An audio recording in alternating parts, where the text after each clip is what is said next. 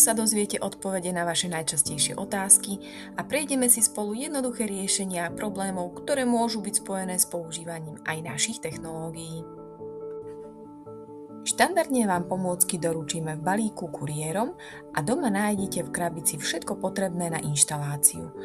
Máme k dispozícii aj inštruktážne videá, ktoré vás prevedú celým procesom inštalácie. Nemusíte sa obávať, je to jednoduché a zvládnete to. Príčinou tohto problému je najčastejšie to, že sa jednoducho vybil. Môže sa síce javiť ako pripojený a taktiež svietiť, ale jeho kapacita už nepostačuje na prenášanie signálu z kociek smerom do počítača. Tento problém vyriešite jednoducho. Pripojíte snímač USB káblom do počítača alebo do notebooku a môžete ho používať ďalej. Snímač sa nabije a problém je vyriešený. Nabíjanie prostredníctvom vlastného adaptéra neodporúčame. Je to jemná technológia, ktorej môže vysokorýchlostné nabíjanie uškodiť. Je potrebné nabíjať ho priamo zapojením cez kábel do počítača alebo notebooku. Najčastejším zdrojom tohto problému je nejaká prebehnutá aktualizácia systému Windows, ktorá mohla negatívne ovplyvniť fungovanie aplikácií, a tak aj tej našej. Síce to nevieme ovplyvniť, avšak riešením býva reštart počítača, ktorý vie dať všetko do poriadku. Po každom zapnutí alebo reštartovaní počítača je potrebné, aby nabehli všetky aplikácie, a to aj tá naša Handcube Keys. Môže to trvať rôznu dĺžku v závislosti od prebiehajúcich procesov. Každý počítač má inú výkonnosť a taktiež iné množstvo aplikácií, ktoré musí načítať. Riešením tohto problému je zväčša počkať. Môžete si potom skontrolovať, či nabehla aplikácia a či sa snímač zdarne pripojil.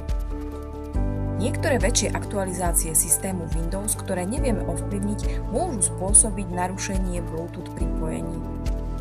Vtedy je vhodné snímač, ktorý je pripojený, odpojiť a znova spárovať.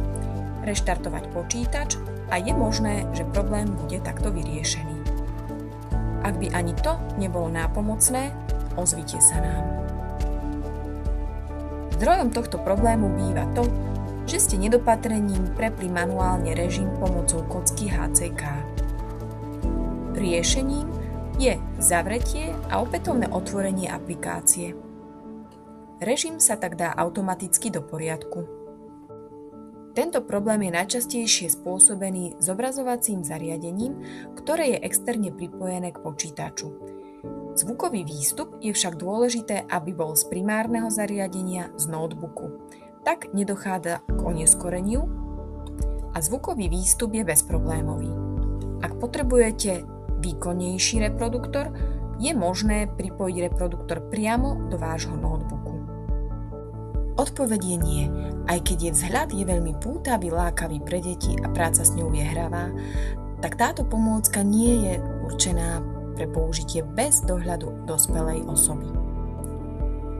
Prítomnosť rodiča, učiteľa, terapeuta je nevyhnutná preto, aby dieťa mohlo používať túto pomôcku a mohlo sa ňou veľa naučiť.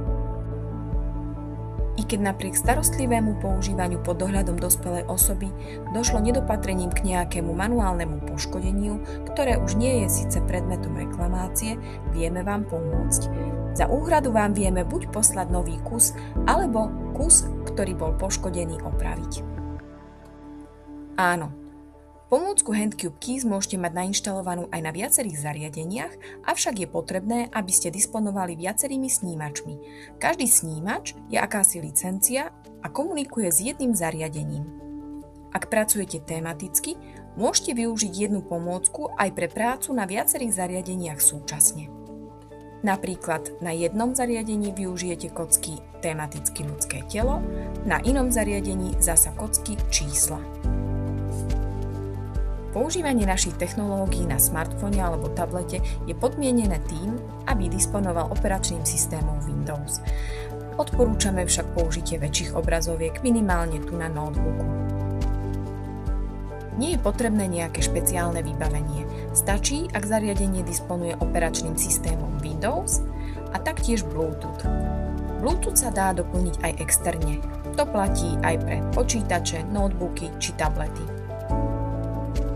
Zobrazenie na väčších obrazovkách, ako je len monitor počítača alebo tabletu, je veľmi žiadúce, najmä pri skupinovej práci. Je to samozrejme možné a sú rôzne spôsoby, ako viete pripojiť počítač k rôznym obrazovkám. Či už je to bezdrôtovo, alebo napríklad prostredníctvom HDMI kábla. Určite áno. Naše technológie sú vlastne alternatívou štandardnej klávesnice k počítaču.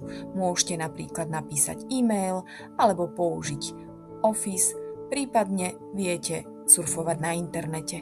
Taktiež viete vpisovať písmená či číslice do iných aplikácií, kde je to potrebné. Napríklad vyplňanie pracovných listov môže byť takto zábavné a tréning aj pre jemnú motoriku. Ak ste už zvládli všetky aktivity v našej základnej aplikácii ABCHCK, máme pre vás samozrejme aj rozšírenia. Môžete si obohatiť svoju prácu napríklad použitím interaktívnych podložiek, kde máme pripravených až 8 tém. Taktiež máme aj pomôcku, ktorá má samostatnú aplikáciu a to je komunikátor. Krtková výzva vám prinesie vyše 1000 úloh, ktoré rozvíjajú rôzne oblasti a môžete si tak overiť svoje vedomosti.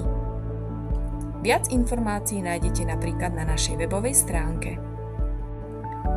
Ak máte otázku, na ktorú sme vám ešte nedali odpoveď, alebo máte nejaké ťažkosti, ktoré by sme vám mohli pomôcť vyriešiť, neváhajte nás kontaktovať, ideálne v písomnej forme, prípadne telefonicky.